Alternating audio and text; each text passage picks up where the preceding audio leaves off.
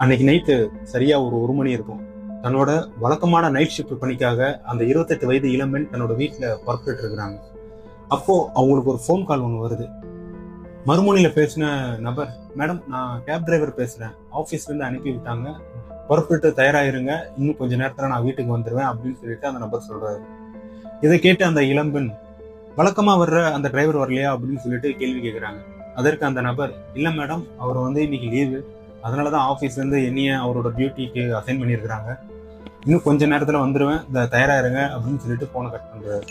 சரி, ஆபீஸ்ல இருந்து தானே அனுப்பி விட்டுருக்காங்க அப்படின்னு சொல்லிட்டு அந்த பெண்ணும் கிளம்பிட்டு இருக்காங்க. அடுத்த கொஞ்ச நேரத்துல அந்த கேப் அந்த பெண்ணோட வீட்டுக்கு வருது. அந்த பெண்ணும் அந்த கேப்ல ஏறி ஆபீஸ் கிளம்பி போயிட்டு இருக்கிறாங்க. அவங்க கிளம்புன அடுத்த சில நிமிடங்கள்ல அந்த பெண்ணுக்கு ஒரு ஃபோன் கால் வருது. அந்த போனை எடுத்து பார்க்கும்போது வழக்கமா வர்ற கேப் டிரைவர் அந்த பெண்ணுக்கு ஃபோன் பண்றாங்க. அந்த பெண் போன் எடுத்து பேசுறாங்க. மேடம், நான் ரொம்ப நேரமா வீட்டுக்கு வெளியில வெயிட் பண்ணிக்கிட்டு இருக்கிறேன், சீக்கிரம் வெளியே வாங்க, டைம் ஆகுது அப்படின்னு சொல்லிட்டு அந்த நபர் சொல்றாரு. இதை கேட்டு அந்த பெண் அதிர்ச்சி அடைகிறாங்க. இல்ல, நீங்க இன்னைக்கு லீவு அப்படின்னு சொல்லிட்டு இன்னொருத்தர் நீ கேப்ல கூட்டிட்டு போறாரு ஆபீஸ்க்கு அப்படின்னு சொல்லிட்டு அந்த பெண் சொல்றாங்க. மேடம், நான் லீவ்லாம் இல்லை, நான் டியூட்டில தான் இருக்கிறேன், யார் அப்படி சொன்னது அப்படின்னு சொல்லிட்டு. உடனே இதை கேட்டு அந்த பெண் கொஞ்சம் பதட்டப்பட ஆரம்பிக்கிறாங்க. இதை முன்னாடி கார் ஓட்டிட்டு போயிட்டு இருக்கிற அந்த நபர் கேட்டுக்கிட்டு இருக்காரு. அந்த நபர் அந்த பெண் கிட்ட, மேடம் போன் பண்ணாங்க, நான் பேசுறேன் அப்படின்னு சொல்லிட்டு போனை வாங்கி பேசுறாரு. அவரு மறுமுனையில பேசின அந்த கேப் டிரைவர்கிட்ட, டேய் நான் தான்டா, இன்னைக்கு நீ லீவுன்னு சொல்லியிருந்தாங்க, அதனாலதான் உன்னோட டியூட்டியை நான் பாத்துக்கிட்டு இருக்கிறேன் அப்படின்ட்டு. நான் லீவ்லாம் இல்லை, சரி ஓகே, நீ அவங்கள கூட்டிட்டு போற, அவங்கள பத்திரமா போய் ஆபீஸ்ல இறக்கிவிட்டு அப்படின்னு சொல்லிட்டு அந்த நபர் சொல்லிடுறாரு. இதுக்கப்புறம் அந்த பெண் அந்த நபரோட கார்ல ஆபீஸுக்கு போயிட்டு இருக்கிறாங்க. மறுநாள் விடியுது. வழக்கமா இந்த பெண் நைட்டு ஒரு மணி ஷிஃப்ட்டுக்கு வேலைக்கு போனாங்கன்னா மறுநாள் காலையில 10 மணிக்குள்ள வீட்டுக்கு வந்துருவாங்க. ஆனா அன்னைக்கு 11 மணி ஆகியும் அந்த பெண் வீட்டுக்கு வரவே இல்லை. வெயிட் பண்ணி காத்திருக்கிறாங்க அந்த பெண்ணோட குடும்பத்தினர்.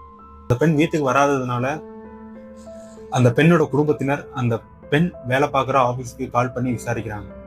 அப்போ அந்த ஆபீஸ்ல இருந்து சொன்ன தகவல் அந்த குடும்பத்தினரை அதிர்ச்சி அடைய வச்சு. அப்படி என்ன சொன்னாங்கன்னா, வழக்கமா லீவ் எடுத்தாங்கன்னா முன்னாடியே இன்ஃபார்ம் பண்ணணுங்கிறது ஆபீஸ் ரூல். இவங்களும் வழக்கமா லீவ் எடுத்தாங்கன்னா முன்னாடியே இன்ஃபார்ம் பண்ணுவாங்க. ஆனா இன்னைக்கு என்ன, எதுவுமே இன்ஃபார்ம் பண்ணாம அவங்க பாட்டு லீவ் எடுத்துட்டாங்க, ஏதாவது எமர்ஜென்சின்னு சொல்லிட்டு அவங்க திருப்பி அந்த பெண்ணோட குடும்பத்தினர்கிட்ட கேள்வி கேட்கிறாங்க. இதை கேட்டு அந்த பெண்ணோட குடும்பத்தினர் ஆடிட்டாங்க. நேரம் ஆக ஆக அவங்களும் நிறைய இடங்கள்ல தேடி பார்க்குறாங்க, எங்கேயும் அந்த பெண் கிடைக்கல. அதுக்கப்புறம் வேற வழி இல்லாம போலீஸ் ஸ்டேஷன்ல போய் கம்ப்ளைண்ட் கொடுக்குறாங்க. இதுக்கப்புறம் நடந்த விசாரணையில கிடைச்ச அதிர்ச்சியான பல தகவல்கள் தான் ஐடி நிறுவனங்கள்ல பெண்களுக்கான பாதுகாப்பை இன்னும் அதிகப்படுத்தியது அப்படின்னு சொல்லிட்டு சொல்லலாம். இந்த ஒரு சம்பவத்தினால நைட் ஷிஃப்ட்ல வேலை பார்க்குற பெண்களோட பாதுகாப்பை அதிகரிச்சிருக்கிறாங்க அப்படின்னா, அப்படி அந்த பெண்ணுக்கு என்னதான் ஆச்சு? அந்த பெண் உயிரோட திரும்பி வந்தாங்களா, இல்ல அந்த பெண்ணோட நிலைமை தான் என்ன? 2005 டிசம்பர் 13 கர்நாடக மாநிலம் பெங்களூர்ல தன் குடும்பத்தினரிடம் நைட் ஷிஃப்ட்னு சொல்லிட்டு வேலைக்கு போன ஒரு 28 வயது இளம்பெண் 3 நாள் கழிச்சு கால்வாய்க்குள்ள எப்படி சடலமா மீட்கப்பட்டாங்க அப்படிங்கிற ஒரு உண்மை சம்பவத்தை தான் நாம இப்ப பார்க்க போறோம். வணக்கம், நான் Vijay. Welcome to Vijay's report.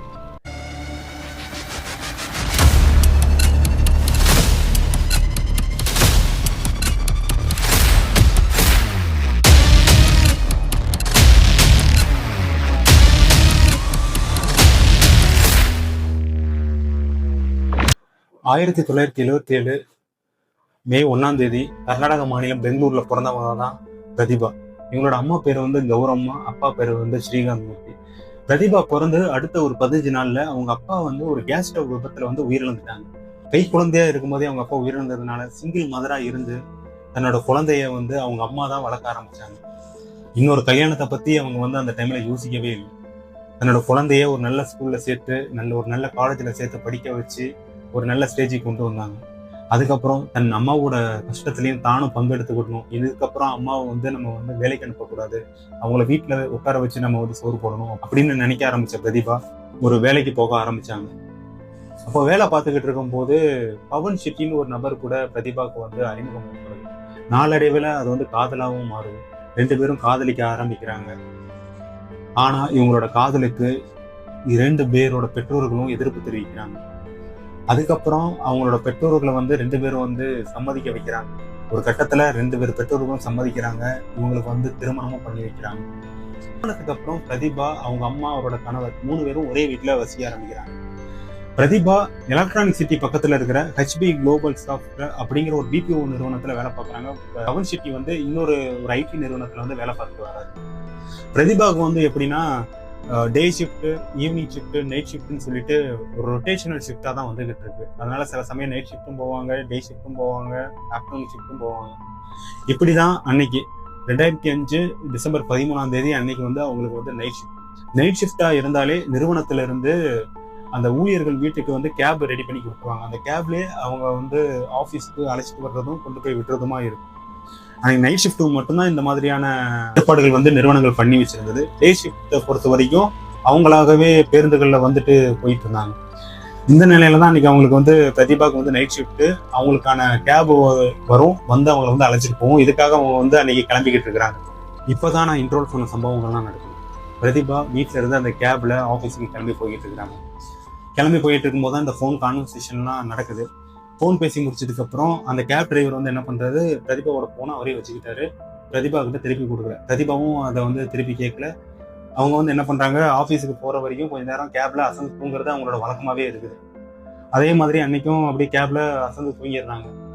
அதுக்கப்புறம் கொஞ்ச நேரம் கழிச்சு காரு ரொம்ப தூரம் போய்கிட்டு இருக்கிற மாதிரி அவங்களுக்கு ஃபீல் ஆகுது. என்னடா இன்னும் ஆஃபீஸ் வரலையா அப்படின்னு சொல்லிட்டு முழிச்சு பாக்குறாங்க. அப்போ வந்து கார் ஆஃபீஸுக்கு போற ரூட்ல போகாம வேற ஒரு ரூட்ல போய்கிட்டு.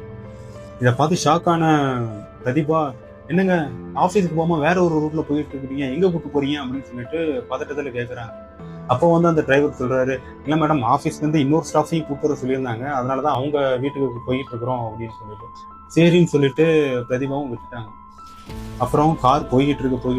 ஒரு கட்டத்துல ஆள் நடமாட்டமே இல்லாத ஒரு இடத்துல போய் கார் நிற்குது.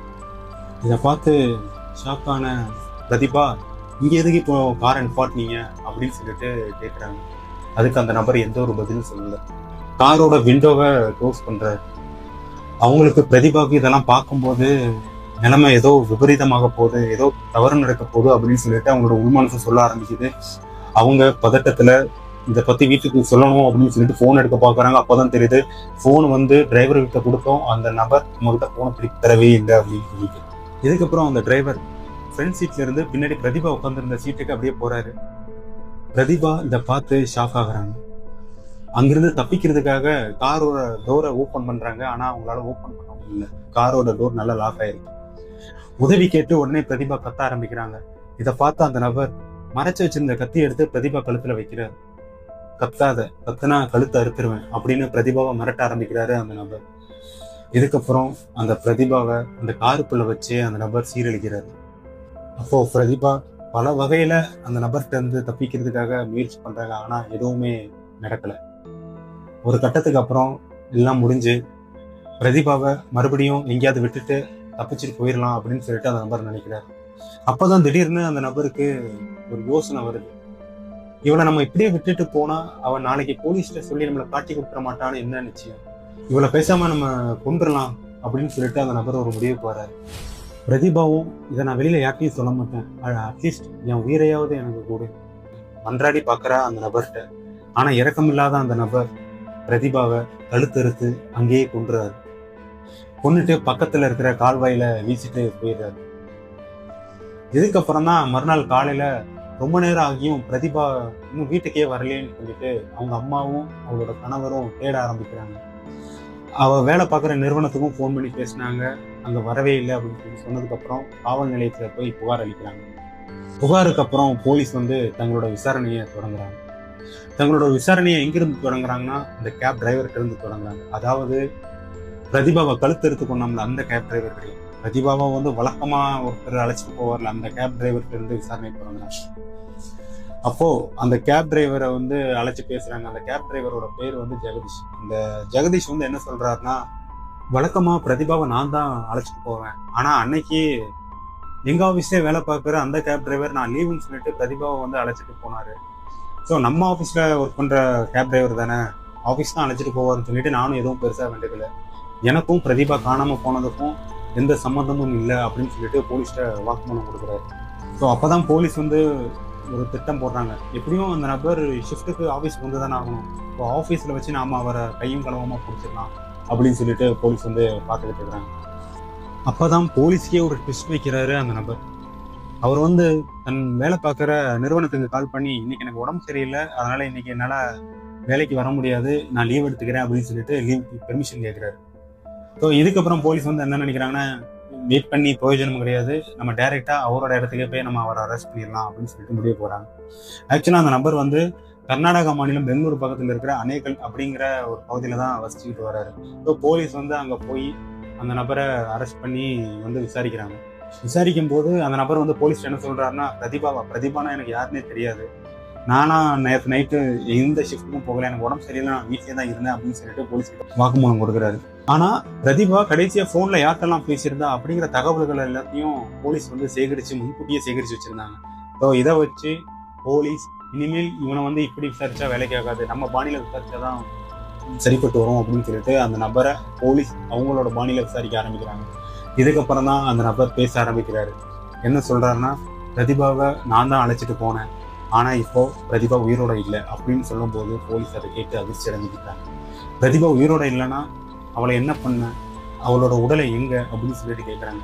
அதாவது பிரதிபா காணாம போன நாள்ல இருந்து 3 நாட்களா இந்த விசாரணை நடந்துகிட்டு இருக்கு. 3ஆவது நாள், அதாவது 16ஆம் தேதி தான் இந்த சம்பவத்தை வந்து அவர் வந்து ஒப்புக்கொண்டு போலீஸ் கிட்ட சொல்றாரு. போலீஸ் வந்து அவர் சொன்ன இடத்துக்கு போறாங்க. அதாவது அந்த நபர் வந்து பிரதிபாவை கர்நாடகா மாநிலம் பெங்களூர்ல இருந்து அவுட்டருக்கு கூட்டு போயிருக்கிறாரு.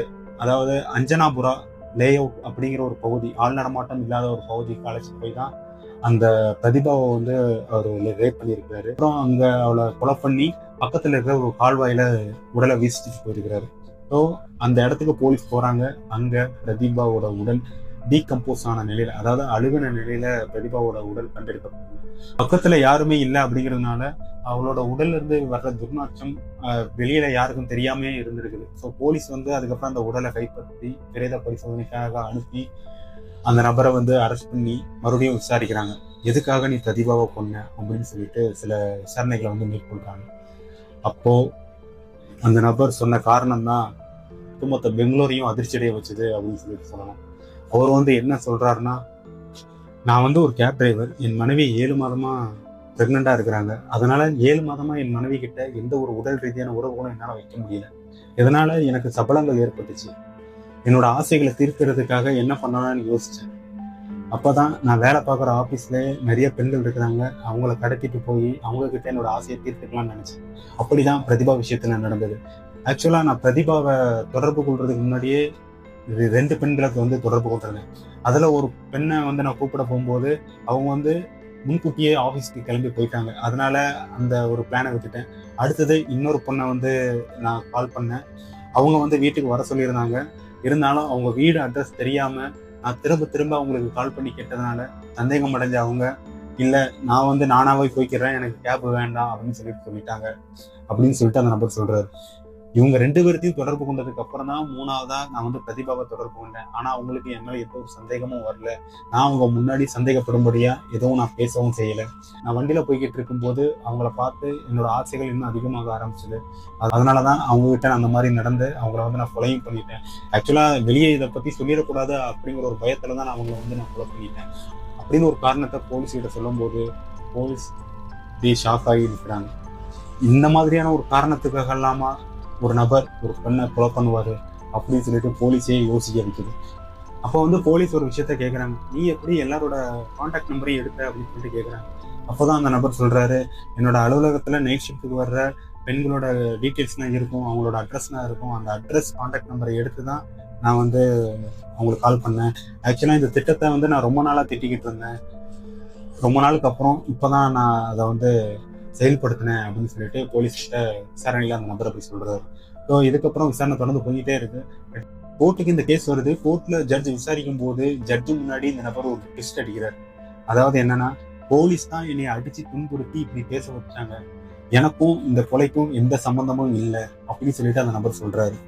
அதே நேரத்துல பிரதிபாவோட கணவர் தான் பிரதிபாவை கொண்டுட்டு என் மேல பழிய சுமத்திட்டாரு அப்படின்னு சொல்லிட்டு ஜட்ஜு கிட்ட இந்த சிவகுமார்ங்கிற நபர் இந்த மாதிரி சொல்றாங்க. அதே மாதிரி சிவகுமாரோட மனைவியும், என் கணவருக்கும் இதுக்கும் எந்த சம்பந்தமும் இல்லை, என் கணவர் மேல வீணா பழிய சுமத்தி அவரை வந்து இந்த வழக்குல சிக்க வச்சிருக்கிறாங்க சொல்லிட்டு சிவகுமாரோட மனைவியும் வெளியிட்டு இருக்கிறாங்க. போலீஸ் வச்சிருந்த ஆதாரங்கள் எல்லாம் ஸ்ட்ராங்கா இருந்ததுனால அந்த சிவகுமாருங்கிற நபர் தான் குற்றவாளின்னு உறுதிப்படுத்தப்பட்டது. இதுக்கப்புறம் அந்த நபருக்கு தூக்கு தண்டனை விதிக்கப்பட்டது. இதை எதிர்த்து சிவகுமாரோட மனைவி மேல்முறையீடு செஞ்சாங்க. ஒரு பக்கம் சிவகுமாரோட மனைவி சட்ட போராட்டம் நடத்துறாங்க, இன்னொரு பக்கம் பிரதிபாவோட அம்மா சட்ட போராட்டம் நடத்திக்கிட்டு இருக்கிறாங்க. ஆக்சுவலா 2005 நடந்த சம்பவம் 2009 தான் தீர்ப்பே வந்தது. இந்த 5 வருஷத்துக்கு இடையில பிரதிபாவோட அம்மா எத்தனையோ சட்ட போராட்டங்களை நடத்த ஆரம்பிச்சாங்க. அதாவது தன் மகளோட இறப்புக்கு நியாயம் வேணும், அந்த நபரை உடனே தண்டிக்கணும் அப்படின்னு சொல்லிட்டு பல வகையில அவங்க போராட்டம் பண்ணி பார்த்தாங்க. ஆனா எதுவுமே நடக்கல. 2009 தான் இந்த வழக்குக்கு ஆன தீர்ப்பே வந்தது. ரொம்ப தாமதமா தான் இந்த வழக்குக்கான தீர்ப்பு வந்தது. ஸோ இதுக்கப்புறம் அந்த சிவகுமாரோட மனைவி பல சட்ட போராட்டங்களை நடத்தி 2011 அந்த மரண தண்டனைங்கிறது ஆயுள் தண்டனையா குறைக்கப்பட்டது. ஆனாலும் பிரதிபாவோட அம்மா இந்த தண்டனை பத்தாது, அந்த நபருக்கு மரண தண்டனை தான் வேணும் அப்படின்னு சொல்லிட்டு தொடர்ந்து சட்ட போராட்டம் நடத்ததான் செஞ்சாங்க. ஒரு பக்கம் பிரதிபாவோட அம்மா இந்த மாதிரியான சட்ட போராட்டங்கள் நடத்தும் போது, இன்னொரு பக்கம் பிரதிபாவோட கணவர் பவன் செட்டி இன்னொரு திருமணம் செஞ்சு புனேல செட்டில் ஆக ஆரம்பிச்சிட்டாரு. ஆரம்பத்துல பிரதிபா உயிரிழந்த டைம்ல பவன் செட்டி பெரிய அளவுல தன்னோட வருத்தத்தை காமிக்கல. இதனால அவர் மேல சந்தேகங்கள் ஏற்பட்டது. அக்கம் பக்கத்துல நிறைய பேர் பவன் செட்டி இதுக்கு காரணமா இருக்குமோ அப்படின்னு சொல்லிட்டு சில சந்தேகங்கள் ஏற்பட்டது. ஆனா போலீஸ் விசாரணையில பவன் செட்டிக்கும் இதுக்கும் எந்த ஒரு சம்பந்தமும் இல்லை. ஏன்னா அவர் காதலிச்சு கல்யாணம் பண்ணாதான் இந்த பிரதிபா. ஸோ அவர் இந்த மாதிரியான சம்பவங்களை ஈடுபடலை அப்படின்னு சொல்லிட்டு போலீஸ் விசாரணையில தெரிஞ்சது. இதுக்கப்புறம் பவன் செட்டி பிரதிபாவோட அம்மாவை நீங்க எங்க கூட வந்துருங்க அப்படின்னு சொல்லிட்டு அழைச்சு பார்த்தாரு. ஆனா பிரதிபாவோட அம்மா அங்க போகல. கடைசி வரைக்கும் தனியா தான் இருந்தாங்க. 2015 அவங்களும் உயிரிழந்துட்டாங்க. ஸோ இதுக்கப்புறம் தான் ஐடி நிறுவனங்கள்ல பெண் ஊழியர்களோட பாதுகாப்பு அதிகரிக்கப்பட்டது. பெண் ஊழியர்களை அழைச்சிட்டு வர்ற அந்த கேபிளையும் ஜிபிஎஸ் செட் பண்ற நடைமுறைகளும் இதுக்கப்புறம் தான் செயல்படுத்தப்பட்டாங்க.